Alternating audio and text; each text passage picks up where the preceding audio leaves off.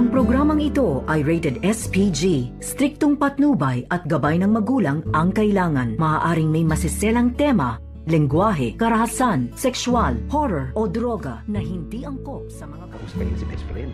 Kasi hindi ka tabay. Bakit mo sinusumbong kay Doc Carlos si Lynette at si Doc RJ? Narito na nga ang ating pagkaabangan ngayong Sabado sa Abot Kamay na Pangarap. Gusto nga pumunta ni Lynette dito sa Apex Hospital at inaya nga dito ni Carlos. At dito naman na sinabi ni Carlos kay Lynette na kung bakit kinakailangan pa daw nilang pumunta roon. At ang sagot naman dito ni Lynette sa kanya na kinakailangan daw ay nasa tabi niya itong si Annalyn upang paghahalang na rin dito nga kay Don Pepe dahil kinakailangan na manalangin nga sila upang mabilis makarecover itong si Don Pepe. At dito naman na nasabi dito ni Lynette kay Carlos na parang nagigilty nga itong si Carlos dito sa nangyari kay Don Pepe.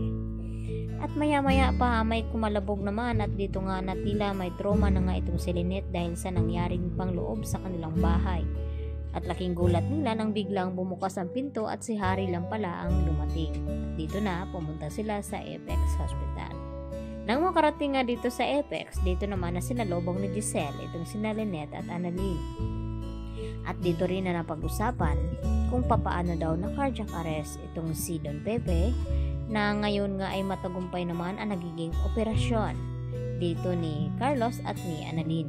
Kaya hindi kumbinsido itong si Giselle sa mga sinasabi nga dito ni Doc Lindon at ni Annalyn hanggang sa nasalubong ni Giselle itong si Carlos. At dito naman na nagkainitan ng dalawa at sinabi ni Carlos na kung pinagdudahan ba daw siya dito ni Giselle.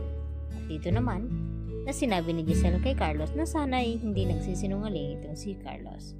Hanggang sa nag-usap din itong si Ray at itong si RJ kung hindi lang sana nawala ang kanyang memorya, tiyak na siya daw ang magagamot dito nga kay Don Pepe.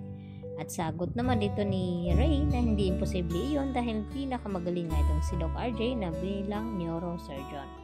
At dito rin na dumating itong si Giselle at narinig ang kanilang pag-uusap hanggang sa sinabi ni Giselle sa kanila na may posible na may kinalaman itong si Carlos sa nangyaring cardiac arrest dito nga kay Don Pepe.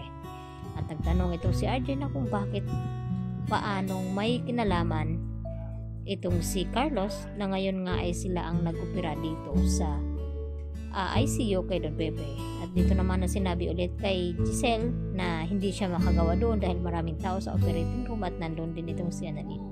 Samantala dumating naman itong si Zoe.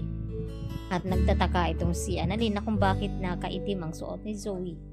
At dito naman nagkakasagutan ang dalawa na anong pakialam daw dito ni Annalyn kung bakit magsusuot siya ng itim.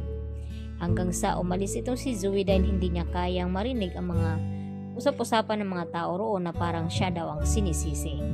Hanggang sa nakaupo itong si Zoe at dito naman na pumapasok sa kanyang isipan at narinig niya ang boses dito ni Don Pepe na parang mababaliw na nga itong si Zoe hanggang sa nakita niya itong si Annalyn at pinagbibintangan niya ito at nagawa nga sakta ni Zoe itong si Annalyn dahil ginagaya daw ni Annalyn di umano ang boses dito ni Don Pepe upang takutin daw itong si Zoe.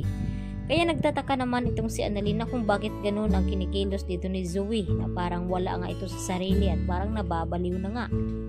Nagpapahalata na nga na hindi kaya ng konsensya ni Zoe na manatili doon na siya nga ang dahilan na kung bakit nakumatos nga itong si Don Pepe. At ang kasunod dito ay dumating naman itong si Moira at dito naman naamoy ng alak ni Giselle. At dito nagkasagutan ng dalawa. Samantala nakita naman ni Michael na nag-uusap itong si RJ at Lynette at agad din ay sinumbong dito kay Carlos. At nagtaka itong kanyang fiancé na kung bakit sinusumbong ni Michael itong si Lynette at RJ. Yan ang ating pakatutukan bukas, dito lamang yan sa Abot Kamay na Pangarap.